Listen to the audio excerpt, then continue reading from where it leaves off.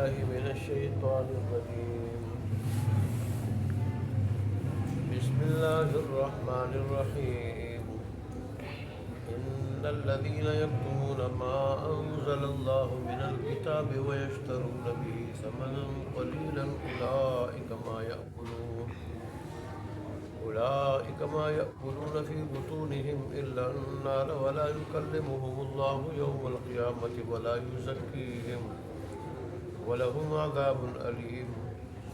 أولئك الذين اشتروا الضلالة بالهدى والعذاب بالمغفرة فما أصبرهم على النار. ذلك بأن الله نزل الكتاب بالحق وإن الذين اختلفوا في الكتاب لفي شقاق بعيد. صدق الله مولانا العظيم وصدق رسوله النبي الأمي الكريم ونحن على ذلك لمن الشاهدين والشاكرين والحمد لله رب العالمين. اس آیت میں اللہ تبارک و تعالیٰ نے ایمان والوں کو پاکیزہ چیزیں کھانے کا حکم دیا تھا اور گندگی ناپاک چیزوں کے حرام چیزوں کے کھانے سے منع کیا تھا اور فرمایا تھا کہ میرا شکر کرو، تو میں نے تمہیں پاکیزہ چیزیں دی کھانے کے لیے، پہ میرا شکر کرو اگر تم میرے بندے ہو۔ پھر اللہ تبارک و تعالیٰ نے کچھ حرام کی ہوئی چیزوں کا ذکر کیا کہ ان کو نہیں کھا سکتے ہو، البتہ اگر کوئی آدمی اضطرار کی حالت میں ہو، اس حالت میں ہو کہ نہیں کھائے گا یا حرام چیزیں تو مر جائے گا یا کوئی اس کا عذر تلف ہو جائے گا، تو یقین ہو یا غالب گمان ہو تو اس صورت میں پھر جتنی ضرورت ہے اتنی وہ حرام چیزیں بھی کھا سکے گا، لیکن عام حالات میں نہیں۔ آج کی آیات میں اللہ تبارک و تعالیٰ نے علم اور حق چھپانے والوں کی مذمت اور ان کی سزا ذکر فرمائی اللہ تبارک و تعالیٰ نے، ان کا انجام ذکر کیا اللہ تبارک و تعالیٰ نے کہ جو لوگ حق کو چھپاتے ہیں، علم کو چھپاتے ہیں اور مقصد ان کا کیا ہوتا ہے، اس سے دنیا کا تھوڑا سا مفاد حاصل کریں گے، حق نہیں بیان کریں گے، حق چھپائیں گے تو اس کے بدلے میں تھوڑا مفاد حاصل کریں گے، پیسے حاصل کریں گے۔ اللہ تبارک و تعالیٰ نے فرمایا کہ یہ در حقیقت بغیر تو یہ پیسے ہیں، بغیر تو دنیاوی مفاد ہے، لیکن در حقیقت یہ جہنم کی آگ ہے جس سے اپنے پیٹوں کو بھر رہے ہیں۔ اللہ تبارک و تعالیٰ کے دین کو بیچ دینا، حق چھپا دینا اور اس کے بدلے میں پیسے لینا جو رشوت ہے، یہ در حقیقت جہنم کی آگ کے انگارے اور شعلے جو پیٹ میں ڈال رہے ہیں ایسے لوگ۔ فرمایا قیامت کے دن ایسے لوگ جو حق کو چھپاتے ہیں اور حق بات کو چھپاتے ہیں، کہیں حق گواہی کو چھپاتے ہیں، کہیں حق بات کو چھپاتے ہیں، کسی کی رعایت میں، کسی سے مرعوب ہو کے، ڈر کے، کسی کی دوستی میں حق بات نہیں کہتے۔ فرمایا ایسے لوگوں سے قیامت کے دن اللہ رحمت والی، مہربانی والی اور رضا والی باتیں نہیں کرے گا۔ غضب کی باتیں تو کرے گا، ڈانٹ ڈپٹ کی، غضب کی، وہ باتیں تو کرے گا، لیکن رضا والی، پیار والی، رحمت والی باتیں اللہ نہیں کرے گا، مہربان ہو کے بات نہیں کرے گا۔ اور فرمایا کہ ایسے لوگوں کو اللہ پاک صاف بھی نہیں کرے گا۔ دیکھیں مسلمان مومن گناہگار وہ اگر کچھ عرصے کے لیے جہنم میں جائے تو یہ در حقیقت سزا کے طور پر نہیں ہوگا، بلکہ اللہ ان کو گناہوں کی وجہ سے ان کے اوپر جو میل کچیل چڑھ چکا ہے اس میل کچیل کو دور کرنے کے لیے ان کو بھیجے گا، اور جب وہ میل کچیل صاف ہو جائے گا جنت کے اہل ہو جائیں گے، پھر اللہ جنت میں بھیج دے گا۔ لیکن کافر لوگ جنہوں نے دین اسلام کی حقانیت کو اپنی کتابوں میں پایا اور چھپایا، اور پھر ضد ہردرمی حسد کی وجہ سے کہ یہ آخری نبی یہ بنو اسماعیل سے کیوں آیا ہے، بنو اسحاق سے کیوں نہیں آیا، بنی اسرائیل سے کیوں نہیں آیا، اس ضد میں، اس عناد میں اور حسد میں انہوں نے نہ حق بات کو ظاہر کیا جو ان کی کتابوں میں تھا، چھپایا، اور نہ پھر حق جب آیا نہ اس حق کو قبول کیا۔ ظاہر ہے کہ لوگ تو کافر ہیں اللہ کے نزدیک، اور کافروں کی سزا یہ ہے کہ اللہ ان کو پاک نہیں کرے گا کہ وہ جنت کے مستحق ہو جائیں، بلکہ وہ ہمیشہ پلیتوں کے جہنم میں پڑے رہیں گے۔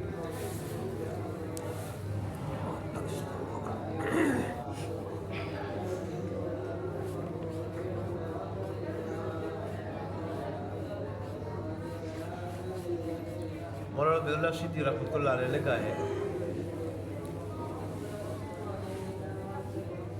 کہ جو عالم علم کی بات چھپاتا ہے یا اللہ تبارک و تعالیٰ کے قرآن کا علم خود حاصل کر کے اور لوگوں کو نہیں پہنچاتا، اس کی مثال اس شخص کی ہے کہ وہ جنگل میں کسی کنویں پہ قابض ہو جائے، اور وہاں اس جنگل میں جو پیاسے لوگ آتے ہیں، میرے جنگل میں آدمی جاتا ہے تو واقف نہیں ہوتا، واقفیت نہیں ہوتی، ایسے لوگوں کو جب پیاس لگتی ہے پانی کی بڑے تلاش میں ہوتے ہیں، بڑی تلاش میں، اور جب پانی مل جاتے ہیں بڑے خوش ہو جاتے ہیں۔ تو ایسے میں اگر اس پانی پہ کوئی انہیں آنے نہ دے، پانی پینے نہ دے، تو یہ کس قدر بڑا ظلم ہوگا اور کس قدر بڑا ظلم ہوگا۔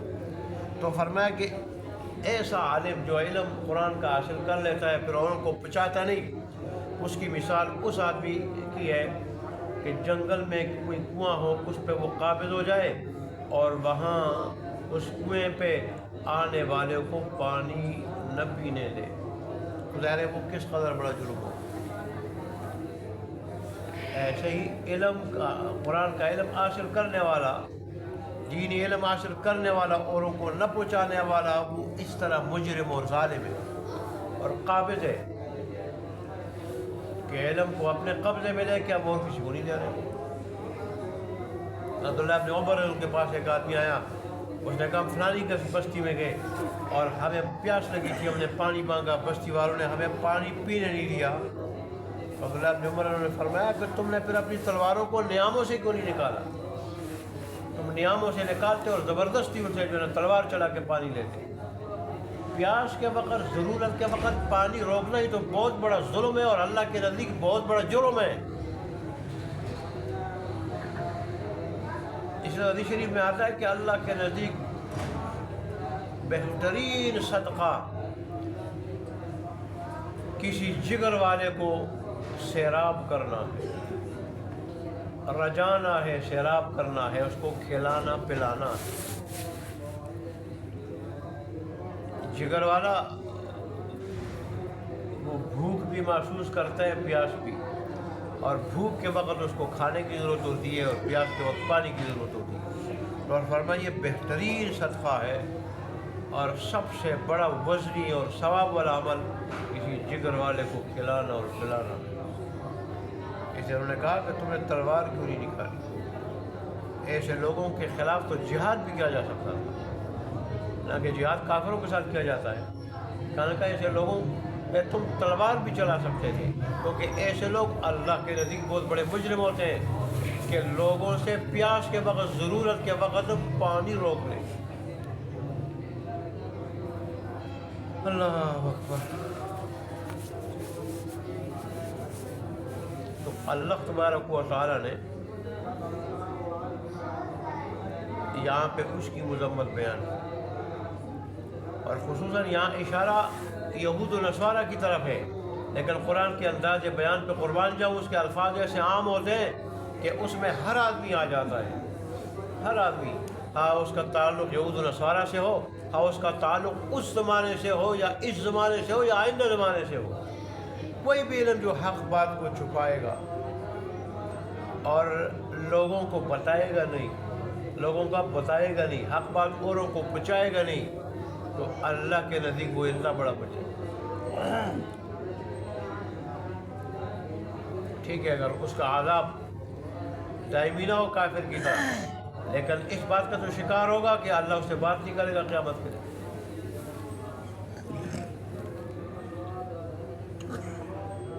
اور اس بات کا تو شکار ہوگا کہ اگر حق چھپا رہے اس کی جگہ کوئی دنیاوی مفاد حاصل کر رہا ہے تو گویا جہنم کے انگارے ڈال رہا ہے، جہنم میں جائے گا،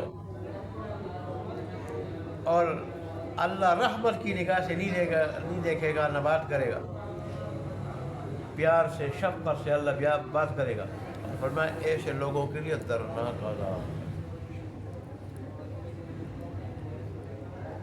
اللہ کہہ رہے یہ لوگ ہیں کہ جو ہدایت کے بدلے میں گمراہی کو خریدتے ہیں اور اللہ کی مغفرت اور بخشش کے بدلے میں عذاب اس کو اختیار کر لیتے ہیں۔ ایک آدمی جب ہدایت کے بدلے گمراہی کو اختیار کر لیتا ہے، جانتے ہوئے یہ گمراہی ہے، یہ ہدایت ہے، مغفرت کے بجائے عذاب کو اختیار کر لیتا ہے، جانتا ہے کہ اس میں عذاب ہے اور اس فلان ایک کام میں اللہ کی بخشش ہے، گویا کہ اس نے سودا کر لیا، سودا کر گمراہی کو خرید لیا اور اس کے بدلے میں ہدایت کو بیچ دیا، عذاب کو خرید لیا اور اس کے بدلے میں مغفرت کو بیچ دیا۔ اللہ ایسے لوگوں پہ تعجب کر کے فرما رہے ہیں کہ یہ کس قدر جہنم کی آگ کو سہنے والے لوگ ہیں، جہنم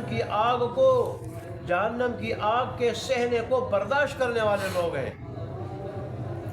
تعجب کا صیغہ ہے کہ پتہ ہے کہ اس کام کا انجام کیا ہے، جہنم ہے، اس کام کا انجام درناک عذاب ہے، اس کام کا انجام جہنم کی آگ ہے، اور پھر بھی اس کو کر رہے ہیں۔ پھر اس کا مطلب ہے کہ یہ اپنے آپ کو جہنم کی آگ کی طرف جانے اور اس آگ میں پڑنے پر ابھار رہے اپنے آپ، اور اس کے لیے تیار ہو رہے ہیں، اس کے لیے تیار ہو رہے ہیں۔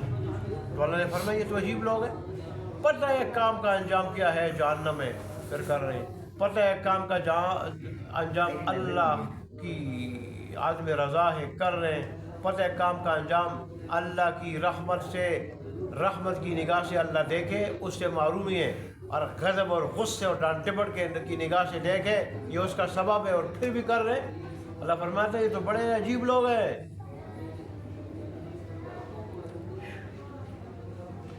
یہ تو اس وقت یہود و نصارہ کا حال تھا، آج مسلمانوں کا حال بھی اس سے مختلف نہیں۔ اے اللہ،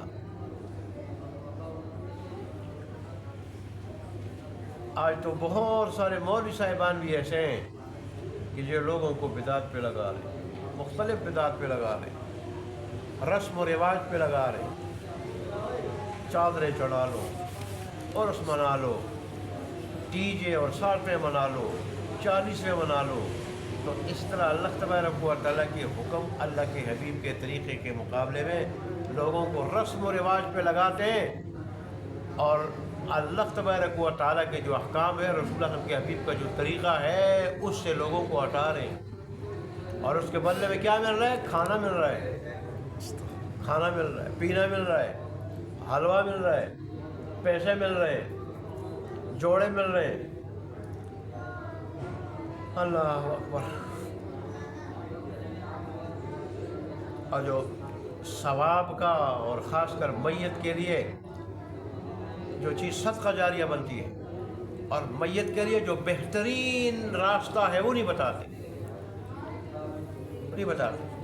کہ بھئی جتنا پیسہ ہم رسم و رواج پہ برباد کر رہے ہیں، جس میں غریب بھی کار ہے، امیر بھی کار ہے، اور پھر امیروں غریبوں کو ایسے اشارے ثواب کے موقع پہ بھی عام طور پر نہیں کہا جاتا، امیروں کو کہا جاتا ہے، امیروں کو ایک رسم ہوتی ہے، کل آج ہم کہہ رہے ہیں کل وہ کہیں گے ہمیں.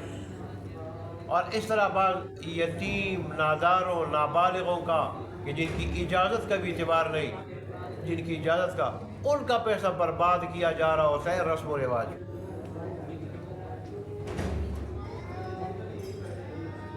آج کل جیسے شادی مہنگی ہے، ایسی جو ہے نا غمی بھی بہت مہنگی ہے. غمی کے لیے بھی قرض لینا پڑتا ہے، لیکن نتیجہ منانا پڑتا ہے. قرض لینا پڑتا ہے، رسم قل منانا پڑتا ہے، قرض لینا پڑتا ہے، گھر کے برتن بیچنے پڑتے ہیں، لیکن تیجہ منانا پڑتا ہے، جمعراتیں منانا پڑتا ہے، جمعراتیں منانی پڑتی ہیں، رسم چیلم وہ کرنی پڑتی ہے. یہ ہم مسلمانوں کا حال ہے. شریعت میں جیسے شادی انتہائی سادگی کے ساتھ ہے، انتہائی سادگی کے ساتھ، اور انہوں نے فرمایا خیر و برکت والی شادی وہ ہے جو انتہائی کم خرچ کے ساتھ ہو، اور رسول اللہ کے سنت کے مطابق ہو، اللہ کے حکم کے مطابق. ایسے غمی بھی بالکل کیا ہے، غمی بھی بالکل سادگی کے ساتھ. میت فوت ہوا، آدمی شریعت کے طریقے کے مطابق اٹھا کے قبرستان لے جائے، جنازہ پڑھے، دفن کرے، بس بات ختم. ہاں نیک اولاد اس کے لیے دعا کرتی جائے، دعا کرتی جائے، تلاوت کرتی جائے، نماز پڑھتی جائے. نیک اولاد پیچھے سے جو کچھ بھی والدین کی تربیت کی وجہ سے وہ نیک بنی ہے، وہ جو کچھ بھی کر رہی ہے وہ والدین کو خود پہنچ رہے ہیں. اس لیے ضروری نہیں ہے کہ طالب علموں کو اکٹھا کیا جائے یا لوگوں کو اکٹھا کیا جائے، چند دن رسم کے طور پر قرآن خوانی کی جائے اور پھر ہمیشہ ہمیشہ کے ان کو بلا دیا جائے. اللہ کے نزدیک مقدار شرط نہیں، اخلاص شرط ہے. اخلاص کے ساتھ ایک دعا جو ایک آدمی کرتا ہے، دعا اخلاص کے ساتھ، اس دعا کو حدیث شریف میں آتا ہے کہ پہاڑوں جتنی بڑھائی جاتی ہے، پہاڑوں جتنی، پہاڑوں، اور میت کو پہنچائی جاتی ہے، اور میت کو اس سے بڑی راحت ملتی ہے. نام بھی بتایا جاتا ہے یہ فلانے کی طرف سے یہ دعا ہے. میت کو بڑی راحت پہنچی ہے، میت دعا کرتی ہے ایسے لوگوں کے لیے، اور پھر انتظار میں ہوتی ہے. اللہ کے نزدیک ہم دنیا داروں کی طرح مقدار شرط نہیں، اخلاص شرط ہے. وہ جو اللہ تبارک و تعالیٰ نے بتایا کہ احد کے پہاڑ جتنا ثواب ملتا ہے، احد کے پہاڑ جتنا ثواب ملتا ہے، جیسے اللہ کے راستے میں احد کے پہاڑ جتنا سونا خرچ کیا ہو اتنا ثواب ملتا ہے. میرے ایک صحابی کے ایک مد، جو چھوٹا سا پیمانہ ہے، کوئی آدھا کلو پون کلو کا 3 پاؤ کا، کہ جو ایک مد غلہ خیرات کرتا ہے اس کا میرے صحابی کی طرف سے، اور دوسرے کی طرف سے احد جیسا، احد پہاڑ جتنا سونا خرچ کیا جائے، دونوں کا ثواب برابر ہے، دونوں کا ثواب برابر ہے. کیوں؟ ان میں جو اخلاص ہے وہ اوروں میں نہیں.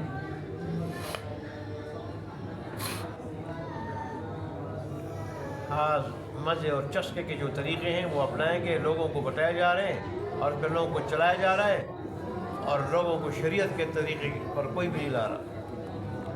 ہماری غمی میں یہ رسم ہے، یہ تیجہ ہے، اور کہتے ہیں زبان سے اللہ کہلواتا بھی ہے حق بات، رسم قل، رسم قل، کیا ہم رسم ادا کر رہے ہیں. رسم چیلم، چیلم کی رسم، اور یہ شریعت ہمیشہ آتی ہے رسم و رواج کو مٹانے کے لیے. یہ رسم و رواج ہمیشہ شریعت کے مقابلے میں ہوا کرتے ہیں، غمی کے ہوں یا شادی کے ہوں یا اور کوئی ہوں.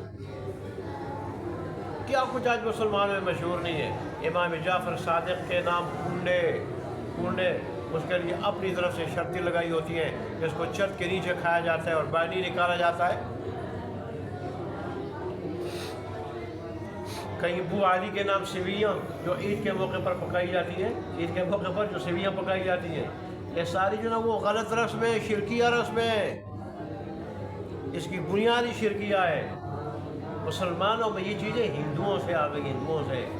ہم ہندوؤں کو تو اپنا نہ دے سکے، ہاں اس وقت کے جو کامل مسلمان تھے، اللہ والے تھے، ولی اللہ تھے، انہوں نے تو بہت سارے ہندوؤں کو مسلمان کیا، بہت سارے. لیکن ہم جیسے وہ ہندوؤں سے لے رہے ہیں، اور ہندوؤں کو اپنا کچھ نہیں دیا.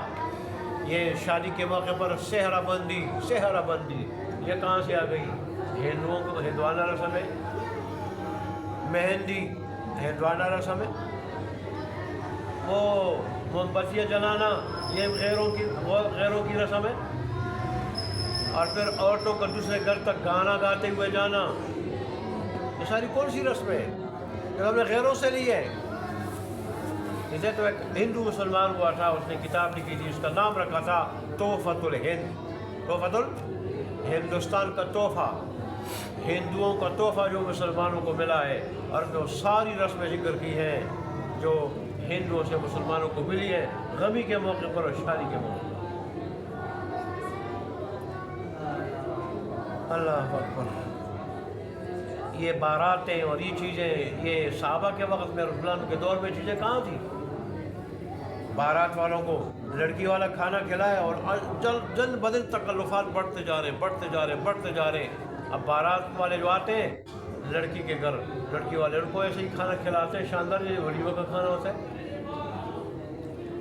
صحابہ کے دور میں عبد الرحمن بن عوف اتنے مالدار صحابی تھے کہ مولانا طارق جمیل صاحب کہتے ہیں آج کل کے بڑے سے بڑا تاجر، بلکہ کئی تاجر، بے شمار تاجر ان کی جیب میں آ سکتے ہیں، اتنے بڑے تاجر تھے۔ اور ایسے ہی جب وہ دنیا سے گئے تھے تو اربوں کی تعداد میں تو وہ سونے کے دراہم، سونے کے دینار اور چاندی کے دراہم یہ چھوڑ کے گئے تھے۔ انہوں نے شادی کی، رسول اللہ صلی اللہ علیہ وسلم تک پتہ نہیں چلا، رسول اللہ صلی اللہ علیہ وسلم تک نہیں بتایا۔ رسول اللہ نے زعفران کا دب باندھے کا قمیص پہ کہ عبد الرحمن شادی تو نہیں کی اللہ کے پیارے حبیب کی، یار شادی کی پتہ ہے، میں کمال ہے، میں پتہ ہی نہیں۔ پھر رسول اللہ نے فرمایا اولم ولو بشاتن، ولیمہ کرو اگرچہ ایک بکری کی شکل میں ہو۔ تو ایسا تھے، کیوں؟ سمجھتے تھے کہ اللہ اور اس کے رسول صلی اللہ علیہ وسلم کی تعلیمات ہیں کہ شادی میں تکلفات میں ٹھیک نہیں ہے، یہ باعث برکت نہیں ہے، باعث برکت وہ شادی ہے جس میں تکلفات بالکل نہ ہو۔ یہی وجہ ہے آج پھر ناچاقی میاں بیوی کی، ناچاقی ساس بہو کی، ناچاقی بہو اور سسر کی، ناچاقی دیور اور اس کی بھابھی کی، پھر بھائیوں کی، ناچاقی کبھی تیسرے دن کبھی مہینے بعد طلاق ہو جاتی۔ اللہ ہمارے حال پہ رحم فرمائے۔ اس لیے اللہ تبارک و تعالیٰ نے فرمایا کہ دنیا اور دنیا کی غلط رسموں کو تو لے لیا، اور اللہ اور اس کے رسول کے احکام کو اور طریقے کو انہوں نے کیا پوچھ ڈال دیا اور چھپا دیا۔ ہر دور میں نبی جو آتا ہے وقت کی غلط رسمیں اور رواج کو مٹانے کے لیے آتا ہے نبی۔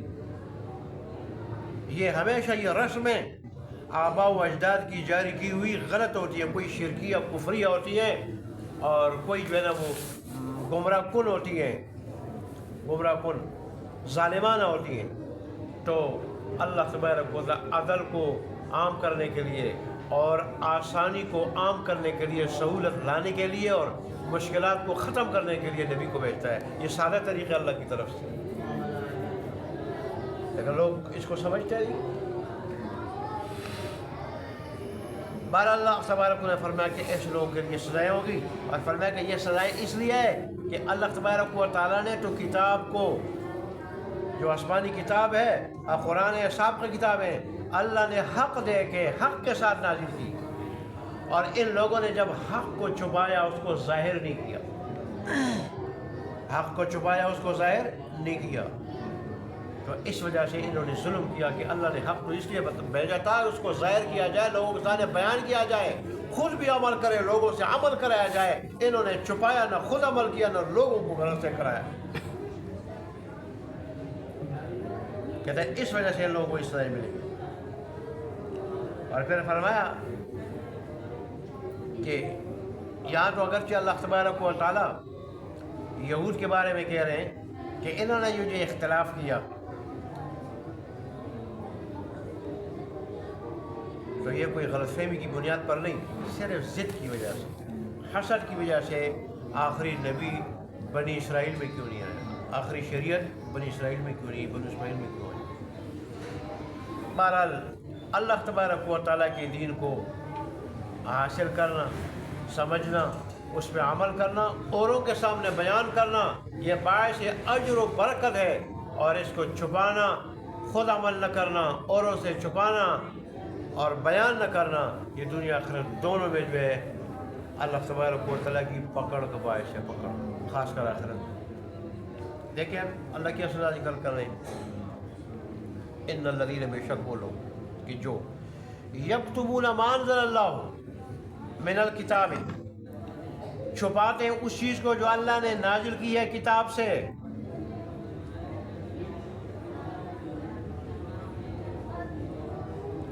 وَيَشْتَرُونَ بِهِ ثَمَنًا قَلِيلًا، اور خریدتے ہیں اس کے ذریعے تھوڑی قیمت۔ دنیا ساری کی ساری آخرت کے مقابلے میں، اللہ کے دین کے مقابلے میں بہت تھوڑی ہے، کچھ بھی نہیں ہے۔ اولئک ما یأکلون فی بطونہم الا النار، یہی لوگ ہیں کہ نہیں بھرتے ہیں اپنے پیٹوں میں مگر آگ، مگر جہنم کی آگ۔ وَلَا يُكَلِّمُهُمُ اللَّهُ يَوْمَ الْقِيَامَةِ، اور اللہ ان سے بات نہیں کرے گا قیامت کے دن۔ وَلَا يُزَكِّيهِمْ، نہ انہیں پاک صاف کرے گا، کہ انہیں پاک صاف کر کے جنت کے مستحق بنا دے، وہاں بھیج دے۔ وَلَهُمْ عَذَابٌ أَلِيمٌ، اور ان کے لیے دردناک عذاب ہے۔ اولئک الذین اشتروا الضلالۃ بالہدیٰ، یہ وہی لوگ ہیں کہ جنہوں نے گمراہی کو ہدایت کے بدلے میں خریدا، والعذاب بالمغفرہ، اور عذاب کو مغفرت کے بدلے میں۔ فما اصبرهم علی النار، بس کس قدر صبر کرنے والے ہیں یہ جہنم کی آگ میں، کس قدر یہ سہنے کو، جہنم کی آگ کو کے سہنے کو برداشت کرنے والے ہیں۔ ذالک بأن اللہ نزل الکتاب بالحق، اور یہ سبب سے یہ ساری سزائیں ملے گی ان کو کہ اللہ نے کتاب کو حق کے ساتھ نازل کی۔ وَإِنَّ الَّذِينَ اخْتَلَفُوا فِي الْكِتَابِ، اور وہ لوگ جنہوں نے اس کتاب میں اختلاف کیا، مخالفت کی، لفی شقاق بعید، وہ دور کی مخالفت میں اور دور کی ضد میں پڑے ہوئے ہیں، ضد اور مخالفت میں بہت دور نکل گئے، آگے نکل گئے۔ اللہ تبارک اللہ ہمیں عمل کرنے کی توفیق عطا فرمائے۔ وآخر دعوانا الحمدللہ رب العالمین۔